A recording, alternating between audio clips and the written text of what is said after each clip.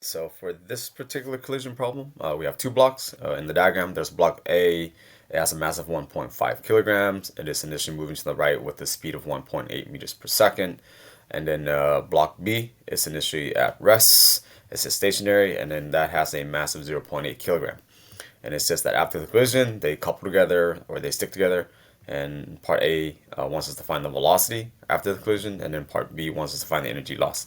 So let's go ahead and do this. Part A, to find the velocity in part A, set up conservation linear momentum. So here, the net momentum equals to the net momentum in the final frame. And I'm just going to break it up. I see there are two blocks, block A and block B. So I'm just going to introduce two momentum terms on the left and two momentum terms on the right. So here I have the momentum of block A initially plus the momentum of block B initially. That equals to the momentum of block A in the final frame, and likewise the momentum of block B in the final frame. However, as you practice, make sure you read. Here it says block B is stationary to start, so I'm actually just going to go ahead and cross it out. So it's perfectly okay to write it out, or if you read as you practice, you get better, you can just leave that term out initially. Okay, so I'm going to cross BI out because the system for that block is initially at rest, so there is no momentum. So I'm just going to go ahead and expand PAI into MA and then VAI.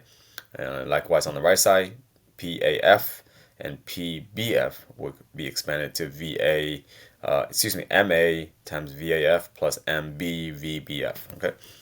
Here we can just plug and chuck really quick. It says couple together.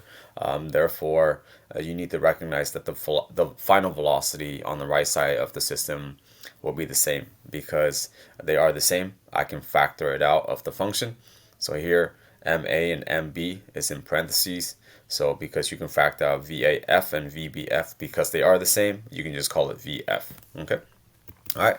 Other than that, values for MA is 1.5, VAI is 1.8, and then MA is 1.5, MB here is 0.8, and VF is outside the parentheses.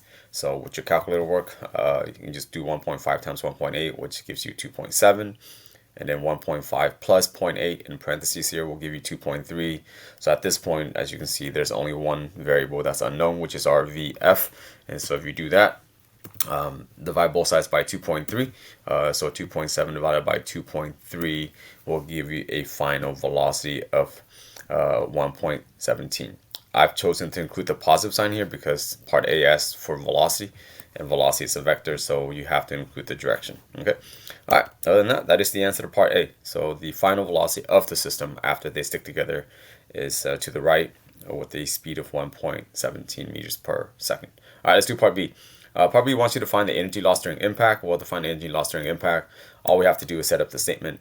The energy loss is equal to the final kinetic energy of the system minus the initial kinetic energy of the system. So KEF of the system is super easy to find. It's just 1/2 mv squared, but m here would have to be both masses because they stuck together or they're coupled together. So you can just do ma plus mb, and vf here square. They both have the same final velocity as stated earlier on the momentum side here.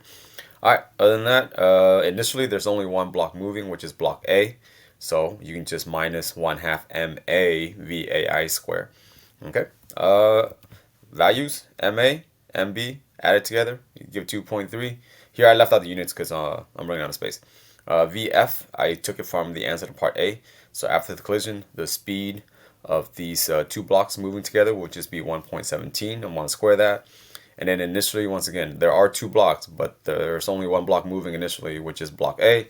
So it'd be 1/2 times MAVA. So a mass of MA is 1.5. VA was initially moving at a rate of 1.8. Square that. And if you simplify this on your calculator work, you get 1.574 for the first term. And then if you do 1/2 times 1.5 times 1.8 squared, you get 2.43. Take that difference, you'll get a negative 0.856 joules. So that is the energy loss. All right, that is it for this particular problem. Stay nerdy, don't be whack.